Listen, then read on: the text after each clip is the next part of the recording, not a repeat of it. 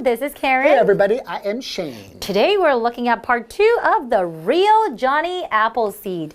And the vocabulary words are committed. Committed.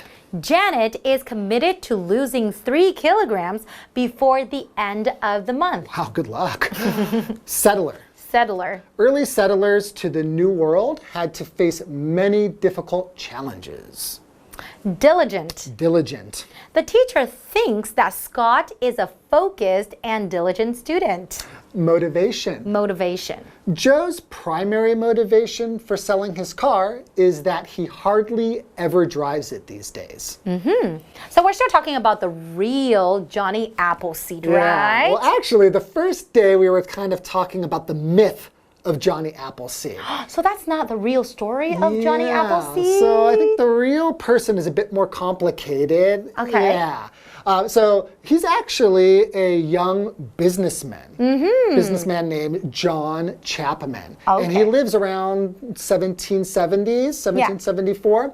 And at that time, a lot of businesses were buying up land in the West that hadn't really been developed yet. But of course, they need farmers to go there. So how do they get them to move there? Basically, they would just give them the land, but those farmers had to promise to stay there and settle there. So in order to do that and show that they were very committed to it, they would plant apple seeds because apple seeds take several years for them to actually grow. So this would really show to them that they are serious. committed. So then he actually saw this as a money-making opportunity, right? So then he would predict, okay, where is the next wave of settlement that's going to come in? And his predictions were usually right. And then he would plant the apple seeds, and then the new settlement would come, and then he would sell the apple orchard to the new settlers. That's right. So he actually made a lot of money. Yeah, but don't think of him as just a greedy businessman. He's not. Yeah, in fact, he was still quite humble, very religious man, and he was still a good guy, but of course he had to make a living. You are right, you are right. So he was a businessman, but he was also a nice guy. Yeah. Okay, well, let's learn more about the real Johnny Appleseed. The real Johnny Appleseed. While Appleseed did travel across America planting apple trees, the reality is more complex. The real Johnny Appleseed was a smart young businessman named John Chapman, born in Massachusetts in 1774. He lived at a time when companies were buying up land in the West and encouraging farmers to move there. Farmers were given land only if they first promised to settle there. To prove they were serious, they had to plant apple trees. And since apple seeds take years to bear fruit, planting them was proof that the farmers were committed to staying. Today's lesson is called The Real Johnny Appleseed, Part 2. Hello everyone, my name is Jeff. And I'm Mike. So today we're going to get into the real Johnny Appleseed. Yesterday we learned about the legend of Johnny Appleseed, this strange man with funny clothes who spread apple seeds all across America. The legend was sort of reinforced or strengthened by having it be a Disney movie back in 1948. But the important thing to remember about yesterday, that was the legend, not the real history. Today, we're going to get the real history, so let's jump into it. While Appleseed did travel across America planting apple trees, the reality is more complex, more complicated. Yeah, the real Johnny Appleseed was a smart young businessman named John Chapman, born in Massachusetts in 1774. So there you go. The name Johnny Appleseed, it's not real. The real Johnny Appleseed was named John Chapman. All right, and he born in 1774, just 2 years before sort of the independence, the founding of America as an independent country. It says he lived at a time when companies were buying up land in the West and encouraging farmers to move there. So this is the beginning of America's great growth and expansion. Most people at that time lived on the East Coast, places like Boston or New York, and a lot of people were looking to open up and settle the rest of the country. So smart business people were buying the empty land and then selling it to farmers who would use it to settle on. Farmers, it says, were given land only if they first promised to settle there. To prove they were serious, they had to plant apple trees. Interesting. So the people selling the land didn't want to just turn it into a business. They wanted people to turn the land into farms. And one of the ways that you could show you were a serious farmer was basically by putting seeds in the ground, seeds that you will only pick in the future. This is sort of like you promising to say, I'm going to buy the land and I'll stay here. If I don't, I can't pick the seeds or pick the fruit from my trees. And there's more, okay? Planting apple seeds, okay? That would tell people you were serious. Yeah. And there's more. And since apple seeds take years to bear fruit, planting them was proof that the farmers were committed to staying on that land. So there you go. If you plant those apple seeds, okay, people would sell you the land. And the fact that they were apple seeds, because those apple seeds would take years to bear fruit, it would tell these people that you were a farmer committed to staying and settling that land. Anyways, let's go ahead and move on and talk about the first vocabulary word of today's lesson. Yeah, the word is committed. When you're committed to something, you're dedicated to it. You're promising that you're going to stick to it and not walk away or give up. This is kind of what we might say about people who get married. They are committed to each other. At the wedding, they will stand up in front of all their friends and family and promise to love each other and take care of each other for the rest of their lives, showing that they are committed. They are going to stick together no matter what happens. If you're committed to something, you're really serious about not giving up or quitting. For example, Janet is committed to losing 3 kilograms before the end of the month. She cleaned out her closet and fridge, threw out all the junk food. She's really gonna do this. She's committed. She's super Big committed. time. Good for you, Janet. Let's take a break, and then we'll be back with more about Johnny Appleseed Chapman. Hello， 大家好，我是 Hanny。我们在第一天的课文谈到 Johnny Appleseed 的传说。那他在传说里面是个谦虚又慷慨的人。那在1948年，迪士尼制作一部关于他的电影，使他变得更受欢迎，那也强化了这样的传说。Mike 老师在开场的时候用到 reinforce 这个字，就表示增加、增强或是强化。这个动词是拼作 reinforce。好，那今天我们要来检视这个传说的真实性咯。课文提到，真正的 Johnny Appleseed 是一位聪明又年轻的商人，名叫 John Chapman。他在1774年出生于马赛诸塞州。那在他生活那个年代，各大公司都在大量购买西部的土地，鼓励农民迁移到那边。不过，农民必须先保证他们会在那里定居，才能够得到土地。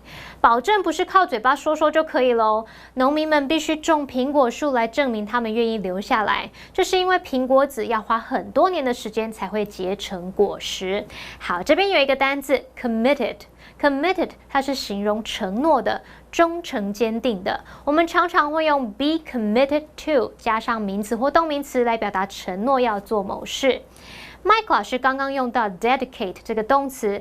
dedicate， 它表示投身、效力或是奉献，像是献出时间啊、精力等等。我们常常会用 be dedicated to 加名词或动名词来表达奉献于什么、专心致力于什么、全心为什么什么来付出。好，接回到课文中。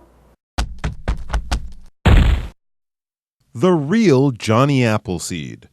Seeing a money-making opportunity, Chapman planted apple trees in areas where he figured the next wave of settlements would be. Then, he sold the apple orchards to arriving settlers. Since Chapman was often right in his predictions, he made lots of money. Although Appleseed was credited with bringing sweet apples to American farmers, his apples were actually sour. That's because they weren't meant to be used for pies at all, but rather cider, a popular drink among diligent frontiersmen. Okay, let's continue reading about the man and the legend, Johnny Chapman. Now, remember, Johnny Appleseed really did exist, okay? But the real person was named Johnny Chapman or John Chapman.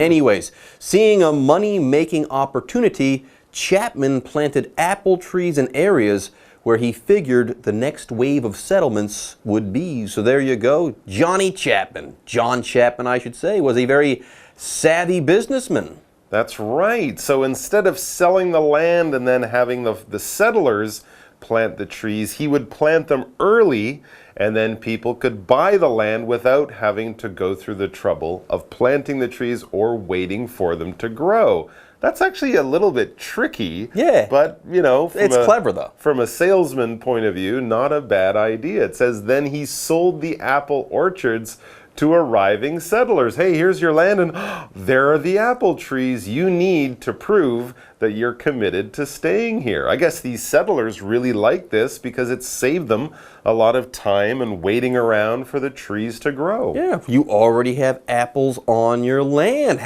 What an attractive investment this land will be now, and you don't even have to be a real settler. You don't have to settle the land. They could just sell it again afterwards. Probably. They could just move that land. They could flip it. Anyways, here let's talk about what a settler is. A settler is a person, okay, who moves to a piece of land somewhere, usually a place that's uninhabited, and they decide to make that place their home. They might take a raw piece of land and build a farm there and a home and stuff like that. They settle the land so that it is habitable. Anyways, that's the word settler. It's a noun. Let's take a look at an example sentence. You could say, early settlers to the New World had to face many difficult challenges. Yes, this was new country. They had to learn how to tame it and to settle it. Yes, settlers settle. Now, another note, a group of apple trees in one place is called an orchard. We're using that word there, an apple orchard. Now, let's say you plant a bunch of orange seeds and have orange trees. You wouldn't call that an orange orchard. You would call that an orange grove. Ah, interesting. All right, so there's John Chapman, the smart, clever businessman, planting these apple trees and then selling the land to settlers. It says, since Chapman was often right in his predictions, he made lots of money. I guess he worked with a map. He kind of saw where the rivers were, where the nice parts of the land were, places where farms would really be successful, bought those up, and of course he was right. He bought the right pieces of land. He bought the land many other people wanted. I guess he got quite rich at the time. Yeah, get this, there's more. Although Appleseed was credited with bringing sweet apples to American farmers, his apples were actually sour. Oh, interesting. Not delicious. It's true. We think of him as, you know, growing those apples that we all eat. But the apples he was growing were actually designed for a totally different purpose, or picked, or grown, I should say, for a totally different purpose, not for eating. It says that's because they weren't meant to be used for pies at all, but rather cider, a popular drink among diligent frontiersmen. Yeah, he wasn't making eating apples or cooking apples. He was growing cider apples. Cider is basically a drink made from crushed apples, and it has alcohol in it.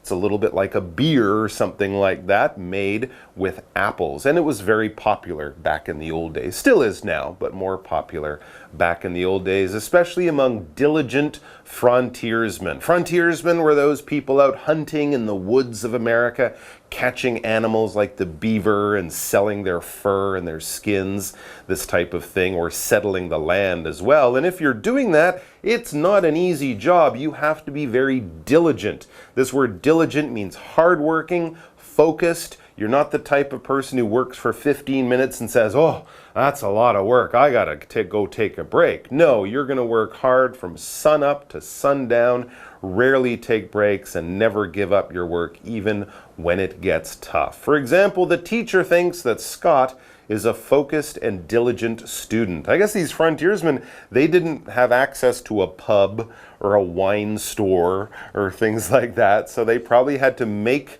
cider with the apples that were there around them. And it's interesting. I never associated diligence with drinking cider, but apparently frontiersmen, they made it work. Anyways, folks, with that, it's time for us to take a break, but don't go away. We'll be back with more after this. 在 John Chapman 那个年代啊，农民迁移到西部必须种苹果树来证明他们会在那里定居。那么 Chapman 就看到一个赚钱的机会，他先看好下一波的聚居地，然后在那边种苹果树，接着再把苹果园卖给那些要来定居的人。由于他的预测都还蛮准的，所以他赚了很多钱。Jeff 老师说他是个精明的商人，我们可以用 savvy 这个形容词 ，savvy，savvy 就是形容精明的或是机智的。好，这边有一个单字叫做 settler，settler 它表示移居者或是殖民者。那么文中还有 settlement，settlement 可以用来表达定居地或者是聚落，那它也有殖民的意思。Jeff 老师在解释单字时用到这个 uninhabited 这个字来形容无人居住的或是杳无人迹的。那这个字是拼作 uninhabited，uninhabited。好，再看补充单字 prediction 表示预料、预测，是当名词用。那么 orchard 是指果园 ，apple orchard 就可以指苹果园。那 Jeff 老师提醒我们，柳丁园是要用 orange grove 来表达，其中这个 grove Grove 它可以指果林或是果园。好，课文接着提到说。Chapman 种的那种苹果，它主要不是用来吃的，它酸酸的，是用来酿造苹果酒的。那这种饮料在勤奋的拓荒者当中是很受欢迎的。好 ，diligent 就是用来形容勤奋的 ，frontiersman 表示拓荒者或者是边疆居民。另外文中的 cider 就是指苹果汁或是苹果酒。解法课文中。The real Johnny Appleseed. Chapman died in 1845.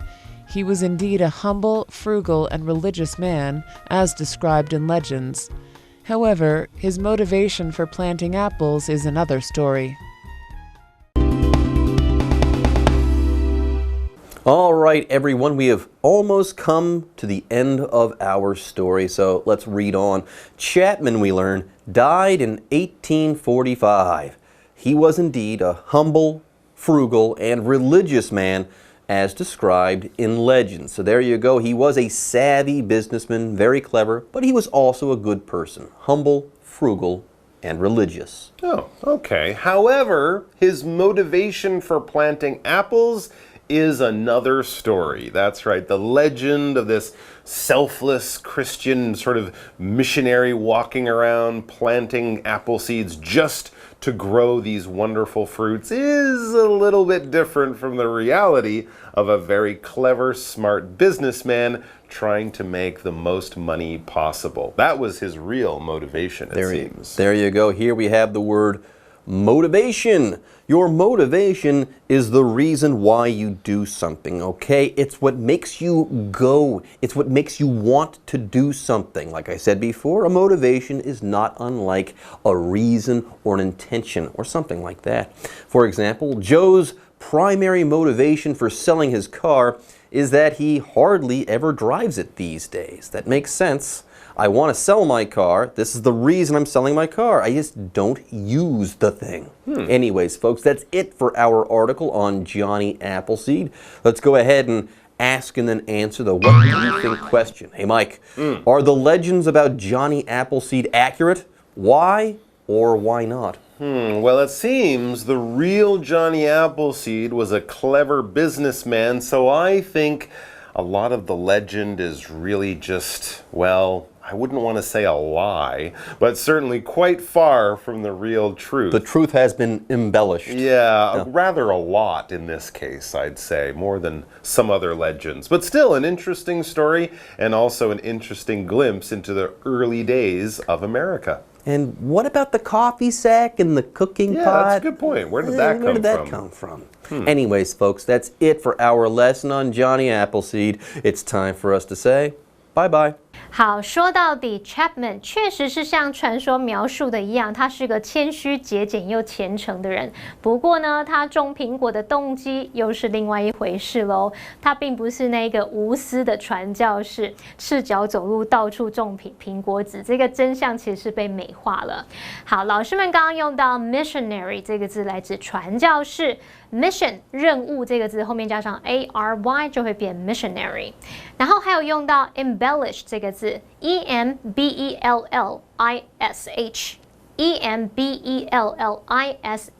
这个动词表示美化装饰，它是念作 embellish。好，我们再来看课文单字 motivation 它表示动机或是诱因。那么 frugal 这是形容节俭的、朴素的。那最后要帮同学们来补充一个阅读技巧咯。好，这个技巧就是要确定作者的目的。我们读到的东西都是有目的的。那一般而言，作者的目的分成4类。第一类是描述，也就是关于人啊、地方或是事物的细节描述，这是他的目的。好，第二种目的呢是趣味娱乐，也就是要让人家来融入情节啊，跟着一起哭或是笑之类的。那么第3个目的是要说服，那他会提出观点，并且要试着证明，来让读者用某一种方式去思考。好，那么第4种目的是要告知或是解释，要去阐述事实。所以同学们下次在阅读的时候，你不妨问问自己，这篇文章作者的目的是什么？他是想让我知道什么？那这样一来，我们可以做出这种批判性思考，判断我们可以从阅读素材里面得到什么。如果呢，他的目的想要改变你的观点，你也不想要这样，那一篇就不值得看了。好了，那么以上是今天的讲解，同学们别走开，马上回来哦。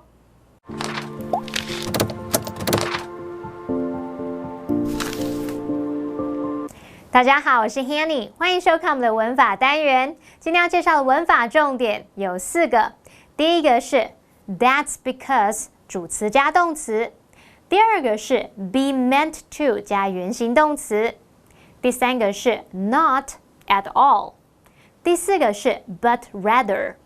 我们先来学 That's because 主词加动词。好，这个句型 That's because 主词加动词就表示那是因为怎么样怎么样，像是 I've noticed you don't eat meat。我有注意到你不吃肉诶。That's because I'm a vegetarian。那是因为我吃素啊。好，接着来学 be meant to 加动词。这个动词 mean 它可以表达计划作为什么用途或者是打算的意思。那它的动词3态是 mean meant meant。那么被动句型 be meant to 加原形动词就表示是用来怎么样怎么样的。例如 Helmets are meant to provide protection。安全帽是用来提供保护用的。再看一个例句哦。This giant gingerbread house is not meant to be eaten。这个巨型姜饼屋不是拿来吃的，它的当初的用途不是设计来吃的，好吗？好，那我们接着来学 not 什么什么 at all。not 什么什么 at all 表示绝非、根本不、一点都不怎么样，它的意思就跟 anything but 一样。像人家问你说介不介意把窗户打开，那如果完全不介意，你就可以回答说 not at all， 或是 I don't mind at all， 我一点也不介意啊。最后来学 but rather。But rather 是用来表达相反的意思，表达说反而是怎么样，恰恰相反怎么样，常常会接在否定的陈述后面，像是What matters is not what he did, but rather why he did it。重要的不是他做了什么，反而是为什么他会这么做。好，那么以上是今天重点整理，我们下次见了，拜拜。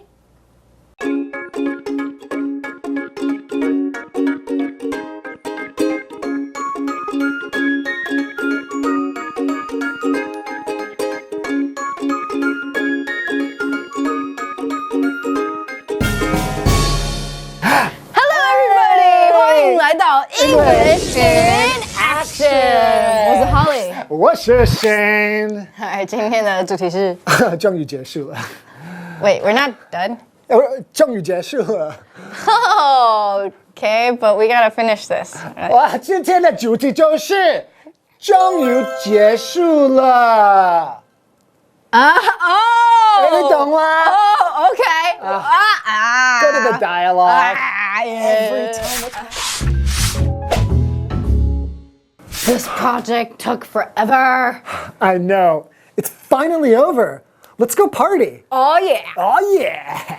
Woohoo! It's finally over. Okay, so finally 其实就是终于的意思，对不对？然后 over 就是结束，结束，这终于结束了，很直接，对不对？非常。It's finally over. 或者是我觉得 if you want to sound like a native English speaker even more, you just say finally. 啊，这听起来有点不耐烦。Finally. 终于Finally. 终于，OK， 所以语气也是很多。对，所以在这个情况下，你就知道 finally 就是 it's finally over 的意思。Or you can say we can finally put this behind us. 哦 ，OK， 所以我们刚刚在担心的事情呢，终于可以把它放到后面去了。OK， 哎，不用往后，不用往后看了，可以往前走了。All right. We keep walking forward? Well, I mean, this has to be over, right? Finished? Finally? Yeah, okay. Finally. Yeah. If you have problems with English, 考文就对了。It's finally over. It's finally over. Finally. Finally. We can finally put this behind us. We can finally put this behind us.